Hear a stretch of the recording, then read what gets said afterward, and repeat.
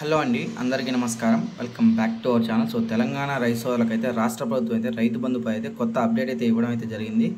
ఇవాళ వచ్చేసి క్యాబినెట్ మీటింగ్లో వచ్చేసి మన రేవంత్ రెడ్డి గారు అయితే రైతు భరోసాపై అయితే కీలక అప్డేట్ అయితే ఇచ్చారు.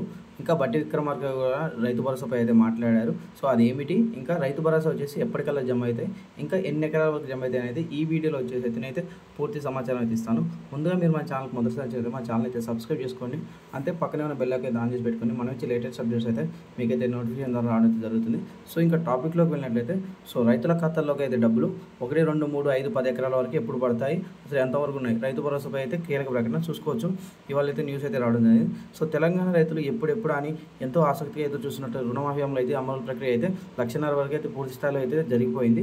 ఇంకా 2 లక్షల వరకు అయితే కావాల్సి ఉంది. అది ఆగస్టు 15 లోపు అయితే పూర్తి స్థాయిలో అయితే అయిపోతుంది. ఉన్న రైతుల అకౌంట్లో నగదు జమ చేసింది. ఇచ్చినటువంటి హామీ మేరకు ఆగస్టు 15 లోపు అయితే 2 లక్షల మేరకు రుణమాఫీ ప్రక్రియ అయితే పూర్తి చేస్తామని అయితే ప్రకటించింది రేవంత్ రెడ్డి ప్రభుత్వం. రుణమాఫీ తర్వాత ఇప్పుడు అందరి దృష్టి వచ్చేసి మన రైతు భరోసా అయితే పడ్డది.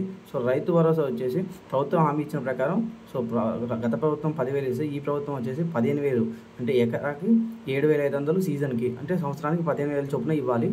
దానిలో భాగంగానే ఈ క్రాప్ సీజన్కి వచ్చేసి 7,500 అయితే జమ అయితే కావాల్సి అయితే ఉంది.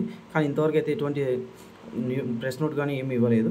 ఈ పథకాన్ని అమలు చేసే దిశగా అయితే ప్రభుత్వం అయితే అడుగులు అయితే వేస్తుంది. తాజాగా వ్యవసాయ శాఖ మంత్రి తుమ్మల నాగేశ్వరరావు గారు కీలక ప్రకటన అయితే చేశారు. రైతు భరోసా పథకాన్ని అమలు చేసేందుకైతే ప్రభుత్వం సిద్ధంగా ఉందని తెలిపారు. మార్గదర్శకాలు అనేది ఈ బడ్జెట్ సమావేశాలలో 2 సభల్లో చర్చించినట్లయితే తెలిపారు. నిన్న బడ్జెట్ మీటింగ్లో ఇవాళ కూడా జరిగింది, చెప్పేశారు అలా కూడా. అందరి సభ్యుల అభిప్రాయం తీసుకొని ప్రభుత్వం నిర్ణయం అయితే తీసుకుంటుందని తెలిపింది. ఈ మీటింగ్ అయిపోగానే 5 ఎకరాలకా 10 ఎకరాలకా అనేది అయితే తెలుస్తుంది. అంతవరకు అయితే అందరూ వెయిట్ చేయాలి. మ్యాక్సిమం అయితే రైతుల బట్టి, ఇంకా సాగు చేసే వాళ్ళ లిస్టులో బట్టి, ఇంకా జిల్లాకి ఎంతమంది రైతులు ఉన్నారో బట్టి, దాన్ని బట్టి మాత్రమే చేస్తామని తెలిపారు.